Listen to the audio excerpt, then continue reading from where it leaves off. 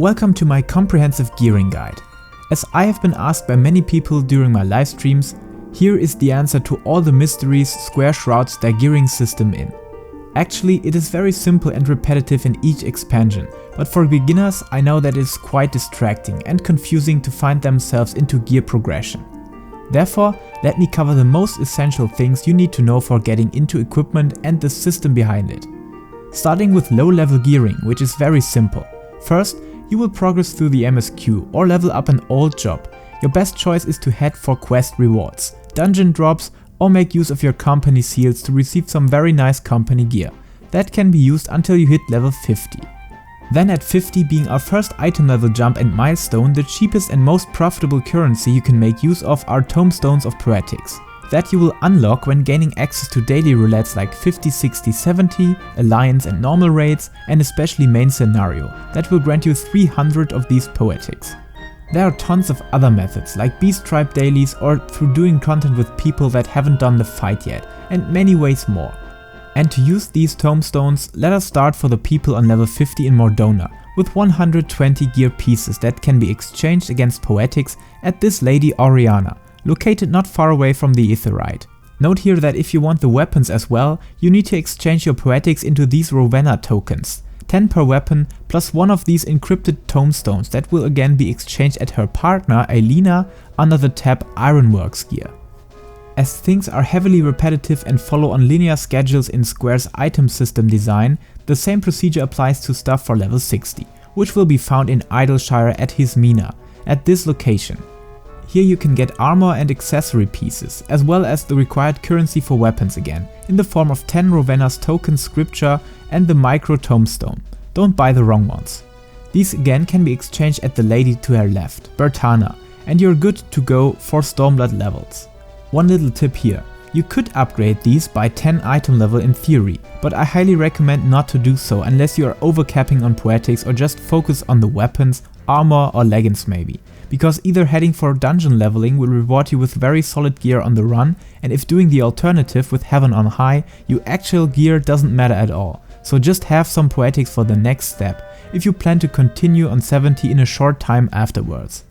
At 70, you will experience another big step in gear progression, where everything is configured, traded and received in Raga's reach. Here you will meet up with Anna, and if heading for weapons you need those tokens of Genesis, 10 of them of course, and one military grade tomestone, and trade those materials in at Ashina by navigating to the Skaven Gear Exchange tab and choose the weapon you desire. Okay, so far for Poetics, but what are the alternatives on levels below endgame? Surely, you can always wait for some dungeon drops, but I highly advise to always gear up when reaching the milestone levels like 50, 60 and 70, because the item level jump is insanely noticeable on these levels. And that means if you depleted your stock of Poetics completely, your only alternate solution that is making any sense according to time-effort relation is heading for the market board. Gearing through the stuff from the market board is very straightforward. That means head for the gear that is somewhere near the item level of the Poetics stuff. Maybe fetch up some materia, crit direct hit or determination, and move onwards for the specific level range. Keep in mind, if you're really starting from scratch and want to participate in the most recent endgame content as soon as possible, you should save some gil for that, which I find the best catch-up solution to build a certain item level foundation. But more to that in a minute. During the leveling process of Shadowbringers, no single thought about gearing should concern your experience until you hit level 80. The main reason therefore is that leveling with dungeons, or if that is your first character through the main scenario quest, will provide you tons of gear anyways. So check out Ralga and just keep using stuff you receive as dungeon drops or quest rewards.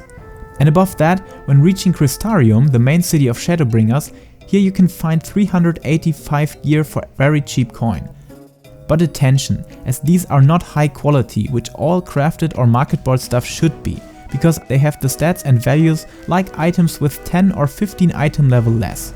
Still, these are a massive improvement when coming here with 360 gear. Okay, so much for the leveling process. Let us directly head into the first steps when you reach level 80. As prerequisite to the final quest of the main scenario of Shadowbringers, you will need to finish one of the job quests that are introduced and started in Crystarium, near the Musica Market. The completion of that quest line will reward you with 430 gear for free for the job you finished that job quest with, which mostly has a nice glamour appearance as well. So if you don't have any currency like Tomestones of Goetia or Phantasmagoria, you definitely should head for the Tempest and for Grenold to get these pieces. But note here that accessories are not part of the job gear, so this is where you should aim at next. Therefore, let me introduce to you the method which I find to be the best catch-up mechanic Square has evolved. The only downside of this is that you need some gil or have invested a lot of time into your crafter jobs, which also requires that gil. All this takes place at Mrs. Hillison, who will sell you 460 pieces which are actually the upgraded version of your crafter gear. That itself item level 450. If you haven't leveled up any crafter job, you should skip the process of taking these HQ crafted pieces and directly head for the lady upgrade to receive the better 460 pieces. For those of you who actually spent their heart and effort for leveling crafter jobs, which can work splendidly with the new Ishgard restoration, you can make use of overmelding, which allows you to put more materia into these crafted 450 pieces that non-crafter cannot. In some cases, these are also nearly as strong as the 470 stuff from Savage Content, or at least not far behind it, primarily when talking about accessories that have a much lower amount of main stats, which are the main factor why we mostly favor item level over secondary stats.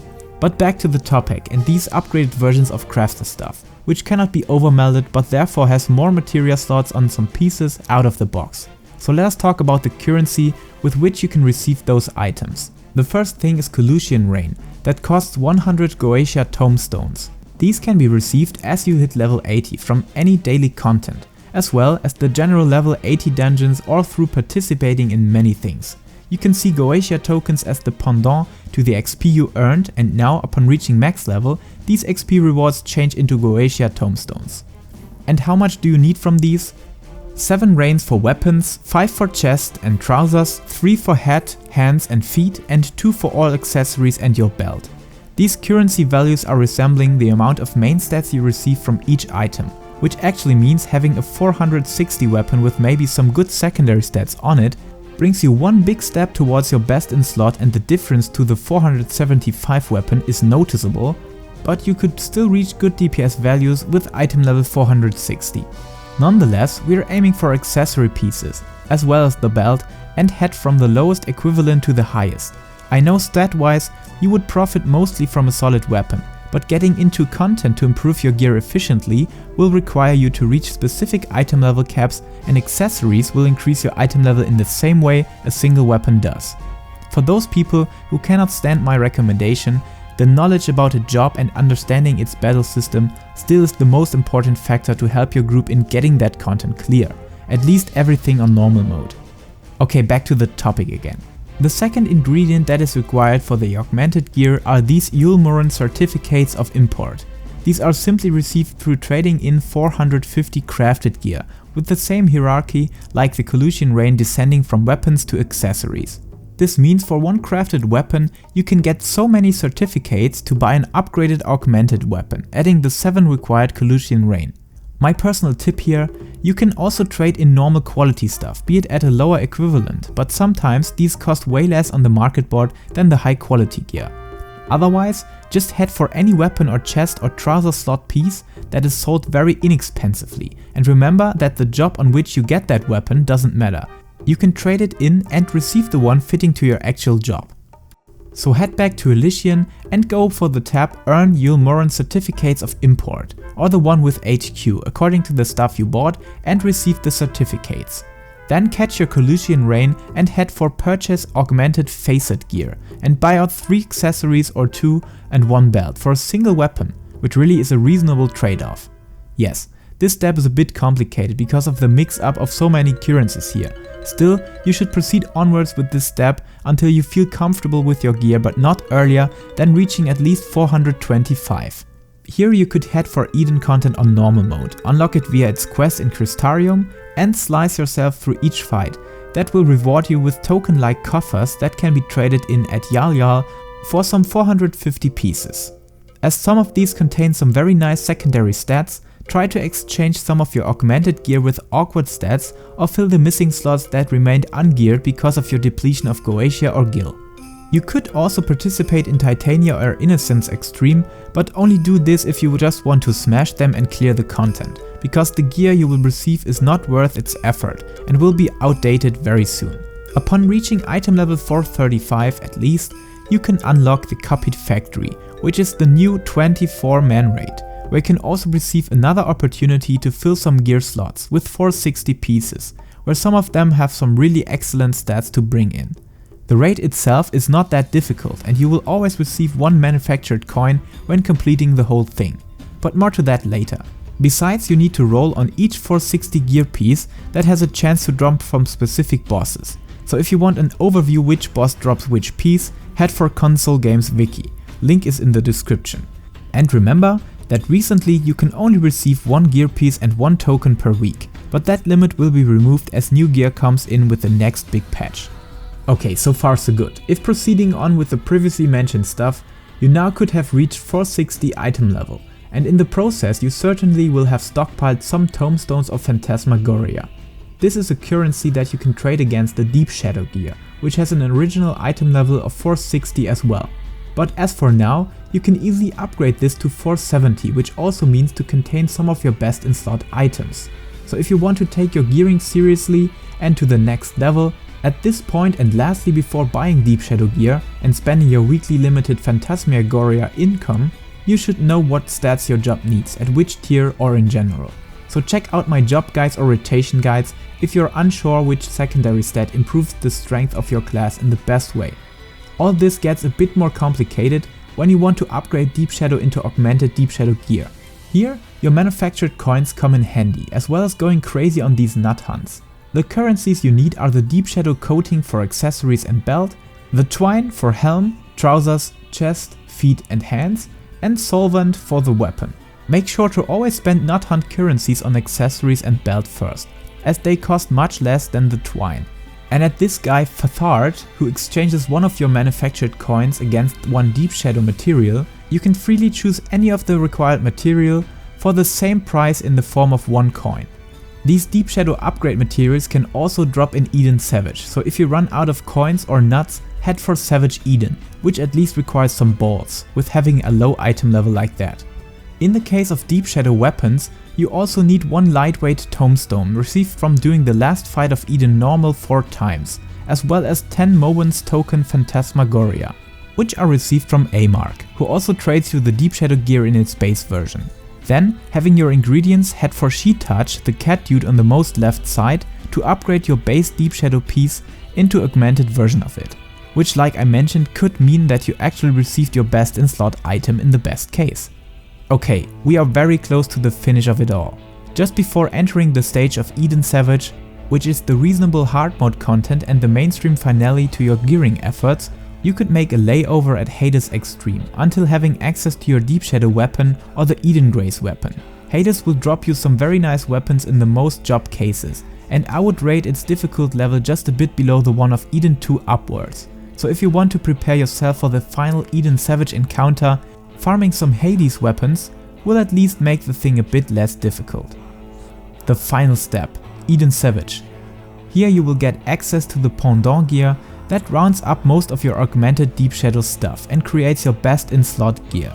Each boss will drop 2 coffers that contain specific gear pieces. Eden 1 will drop 3 coffers with the chance of containing accessories or the belt, and in addition you will receive 1 book for each clear that serves as currency for choosing the gear manually at Yal Yal. Eden 2 will drop 2 chests that contain helm, feet or hand gear, as well as another book for each kill. Eden 3's 2 chests will contain either helm, feet, hands or leg gear. I think 1 drop of leg gear is guaranteed. And of course the book as currency. And finally Eden 4 will always drop 1 weapon chest and 1 body chest, as well as a weapon that is unboxed, plus the book for trading in against weapons. To be precise on that matter, the best weapon in-game is the Alexander Ultimate weapon. But seriously, if you have beaten that boss, I don't think you need to check out this guide, because I cannot teach you anymore. I hope that this comprehension of each gearing step and milestone can help you in dissolving the mist that Square's gearing system generates. I know these information will be invalid upon the launch of patch 5.2, but gladly that's one good thing about this complicated item system. Square always keeps up doing the same procedures and caps and levels over and over again. So the actual vendors will remain and only one additional tab and one additional currency will be used. So even after patch 5.2, this guide can help you in finding the right NPC for your gearing desires. Thank you guys a lot for watching, and if you want to see more Final Fantasy XIV content and want to improve on actual performing with that gear, leave a sub to my channel and check out my comprehensive job guides for the job you play and love. See you around, and until next time, take care.